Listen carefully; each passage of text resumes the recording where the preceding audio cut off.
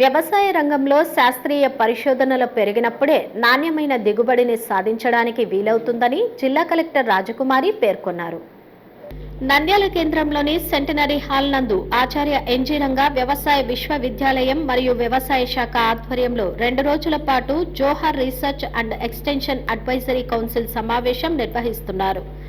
ఇందులో భాగంగా మొదటి రోజు బుధవారం వ్యవసాయ శాఖ ద్వారా స్టాల్స్ ను ఏర్పాటు చేశారు. జిల్లా కలెక్టర్ రాజకుమారి పరిశీలించి వివరాలు అడిగి తెలుసుకున్నారు. వ్యవసాయ రంగంలో వస్తున్న విప్లవాత్మకమైన మార్పులకు అనుగుణంగా రైతులు సాంకేతిక పరిజ్ఞానాన్ని వినియోగించుకోవాలని సూచించారు. పంట మార్పిడి ద్వారా రైతుల ఆదాయం పెంపొందించాల్సిన అవసరం ఉందన్నారు. తక్కువ నీరు, తక్కువ ఎరువులతో అధిక లాభాలు సాధించే విధంగా రైతుల్లో చైతన్యం తీసుకురావాలని కోరారు. రైతులు ఉద్యాన పంట సాగు వైపు దృష్టి సారించే విధంగా కృషి చేయాలని తెలిపారు.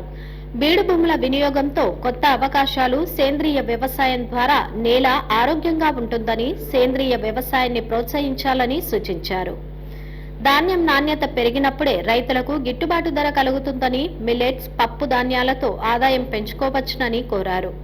కార్యక్రమంలో వ్యవసాయ విశ్వవిద్యాలయ director Srinivasa Rao, RARS research assistant director Johnson, 4 జిల్లాల వ్యవసాయ శాఖ అధికారులు, శాస్త్రవేత్తలు, రైతులు పాల్గొన్నారు.